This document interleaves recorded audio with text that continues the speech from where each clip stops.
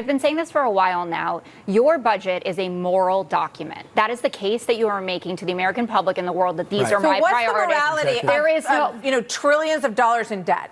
But then Rand Paul is right, and that's why he voted against it. But the morality that they are asking us to accept is that we have to sunset vaccines for people who have AIDS across this country. We just can't but private planes stay, and tax cuts for people who don't need them stay, and SNAP benefits go away. People have jobs making planes. Brian, rich people buy planes. You're not comparing I am kids really with doing AIDS it. and people who need food assistance to private plane manufacturing. We cannot aid the entire country for the end of time. And when you talk about getting we're $1.4 trillion a year and $500 billion over budget, I would add this. For example, with NPR and PBS.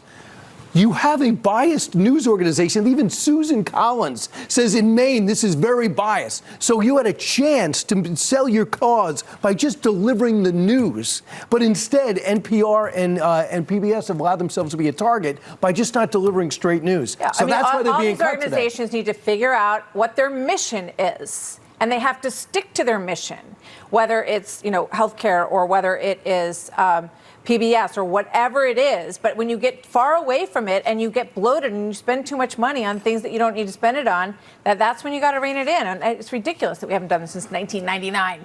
Can't find anything you want to cut? Nothing? But this is nothing. I mean, $9 billion is a joke. You got to go back again. Well, got to start somewhere, I guess. We're going back to $150 billion. Thank you very much. Start with the wealthy. What worries you the most about the growing influence of money in politics? You're seeing it front and center in your own state. Yeah, I just told the folks that are here that the only minority destroying America is the billionaires. I mean, the people at the top, the Elon Musks, the Rupert Murdochs, these two billionaires in Texas, Tim Dunn and Ferris Wilks, they use their wealth and their power to divide us intentionally because our unity, whether you're a Democrat, an independent, or Republican, us being united is a threat to their wealth and power. If you earn more than $715,800, congratulations, you will get a tax cut of over $50,000. That tax cut alone is significantly higher than the $39,500 that the average Michigander earns in an entire year. Are you a foreign investor? Congratulations. Collectively, you will all get $23 billion in tax cuts next year alone. Are you in a position to leave more than $7 million to your heirs? Congratulations, you will get a cut to the estate tax. But how does this bill pay for all of this? By cutting the services that you rely on. This big bad bill cuts more than $200 billion from food assistance, potentially affecting 4 million children and 7 million adults nationwide. In Michigan, SNAP provides vital food assistance to over 1.4 million Michiganders. That's approximately 15% of our state's population. SNAP dollars fueled $2 billion in economic activity supporting farms and grocery stores, especially in our rural communities. But colleagues, proponents of this bill, and I have heard it here today, will argue that it's just about cutting so-called waste, fraud, and abuse, and that these cuts are necessary, and that enacting these cuts will benefit everybody. That argument is a flat-out lie. The University of Michigan economist Justin Wolfers analyzed the impact of all of the Trump policies combined. The cuts to Medicare, Medicaid, and SNAP found in this big bad bill, the tax cuts here that overwhelmingly benefit the rich, and Trump's reckless tariff policy that adds cost to the food and the goods that so many of us rely on in our daily lives, with that additional cost not borne by the country of origin, not borne by the importer, not borne by the retailer, but passed on to you. Combined over the next 10 years, here's how those policies will impact you.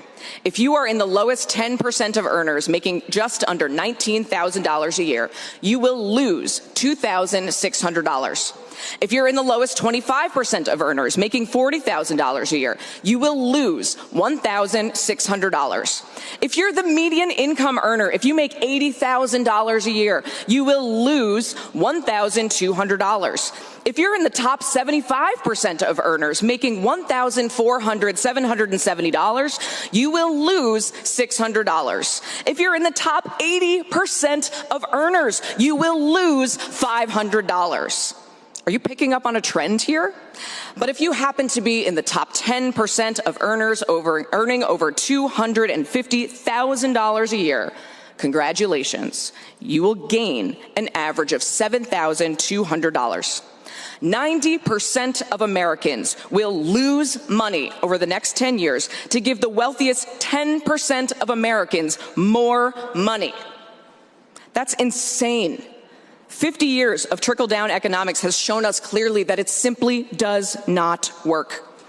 The wealthiest Americans are wealthier than they ever have been before, while just about everyone else, from low income to middle class, is struggling to make ends meet. These people really have zero shame, because anytime we're discussing supporting people who need it and therefore making society more efficient as a result of supporting those people, they're like, screw that. Where's my money? Where's my paycheck? I don't have enough. We got to give more to Jeff Bezos. We got to give more to Elon Musk. You know, Republicans desperately want there to be this image that anybody who collects benefits from the taxpayers in America is just, lazy, welfare queen, don't want to work. But we all know that the biggest collectors of that are people like Elon Musk, big oil companies, big pharmaceutical companies who get these big benefits.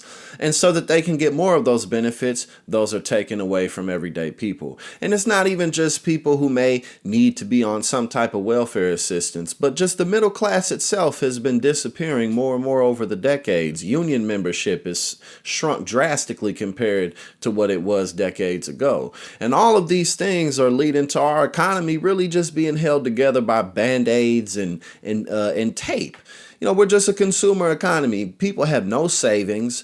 If there's a $400 emergency, the majority of Americans can't afford that. We're trillions of dollars in debt with student loan debt, with household debt, credit card debt. Everybody's struggling to stay afloat. The cost of living continuously rises, but wages have gone nowhere. The minimum wage has been at $7.25 since Obama first got in office. That hasn't changed since then.